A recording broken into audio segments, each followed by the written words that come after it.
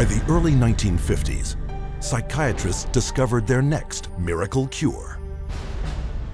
A chemical originally designed to kill parasites in pigs, their new discovery hindered brain function in much the same way as shoving an ice pick into the eye socket.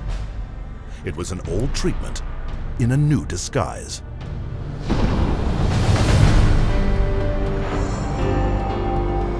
With the advent of these new tranquilizing drugs, it seems not too much to say that we're on the verge of an entirely new era in the treatment of mental illness. Dubbing it a chemical lobotomy, Canadian psychiatrist Heinz Lehmann described Thorazine as a simple, easy-to-take pill with the same effects as psychosurgery, but without the mess. Thorazine provided psychiatry with the entry into mainstream medicine. It had its magic bullet. If I'm a psychiatrist and I have to spend an hour talking to someone in psychotherapy, there's only so much I can charge for that hour. But if I can come in, give you a pill, and send you back out in 15 minutes or 10 minutes, that's a much more efficient use of my time monetarily. What psychiatrists didn't tell the public was that Thorazine caused a crippling neurological condition known as tardive dyskinesia. And that's a neurological syndrome where you have muscle twitches, abnormal jerks, which are uncontrolled, and they either last for a long time or sometimes they're permanent. So that's very clear, very well recognized, long-term or permanent brain damage from these medications. Mr. Blount has virtually no signs of his original illness now. The signs that the movements of his mouth are completely side effects of the drugs that he was on for 20 years. Mr. Blount is quite rational. He understands what's going on. And if you're patient, he can carry on a very rational conversation with you. Even when you remove the drug, it may still remain. It means you have caused a permanent disabling of the brain. In the late 50s, you get the first signs of it, people starting to worry about it. But it's not until the late 70s that psychiatrists start warning their patients about it, 20 years. Thorazine's manufacturer, SmithKline French, had good reason to keep a lid on the bad news. In the first year alone, SKF saw a 3,000% return on their original investment.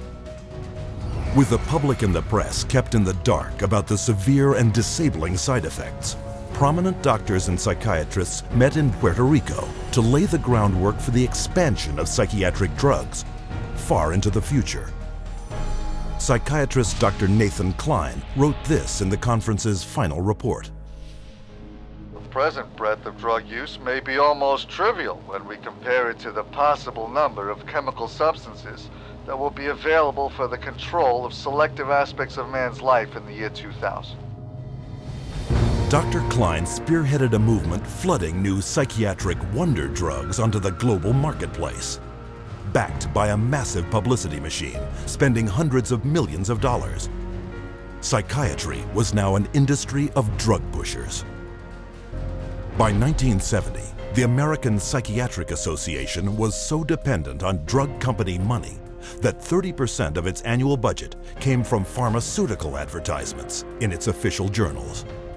So we had money flowing to trade organizations, we had money flowing to the doctors, and to their journals. Well, we all know that that is going to influence how they think. The majority of National Institute of Mental Health and National Institute of Health scientists are getting more money from drug companies on the side than their tax-based salary.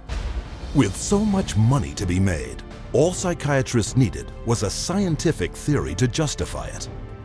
Their solution? An official report declaring that all mental problems derived from a so-called chemical imbalance in the brain, requiring drugs to correct. This chemical imbalance is one of the greatest fallacies ever foisted upon patients and the public.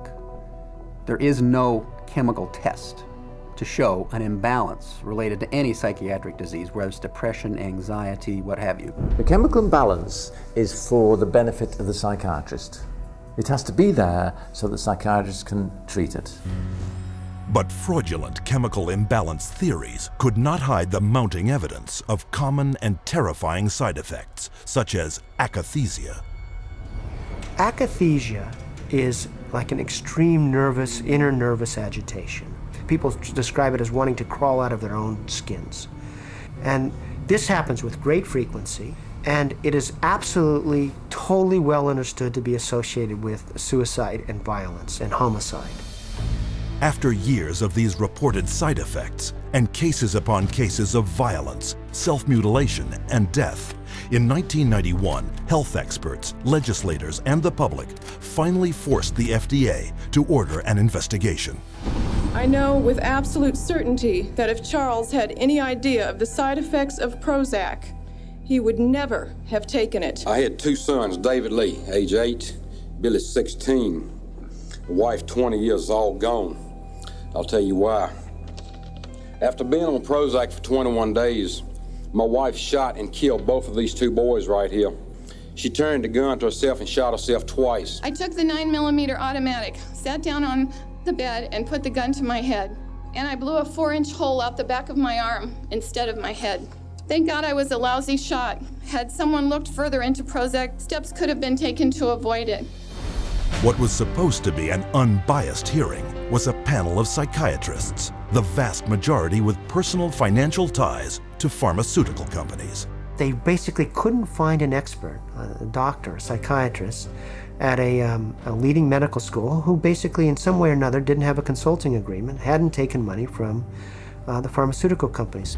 I do not find from the evidence today that there is credible evidence to support a conclusion that antidepressant drugs cause the emergence and/or the intensification of suicidality and/or other violent behaviors. 500 deaths, 33 murder cases, and over 20,000 adverse side effects. Would you like to tell me why this drug is still on the market? Is there an alliance, an unholy alliance between the psychiatric community, the pharmaceutical industry, and the FDA? And the answer is yes. This unholy alliance became all too apparent in 1997, when pharmaceutical companies persuaded the FDA to allow them to advertise directly to the public, with psychiatrists providing medical endorsement. And in just 3 years, sales of psychiatric drugs skyrocketed, almost 2.5 times. When the numbers of violence and suicide victims shot through the roof, public outrage finally forced the FDA to issue warning labels on antidepressants. But by then, 13 years had passed, billions of dollars had been made, and psychiatrists were marketing their next wonder drugs. Over 8% of the world's population has now taken psychiatric drugs, backed up by fake science and endorsed by regulators who are bought and paid for. Their harmful medications gross nearly $27 billion a year.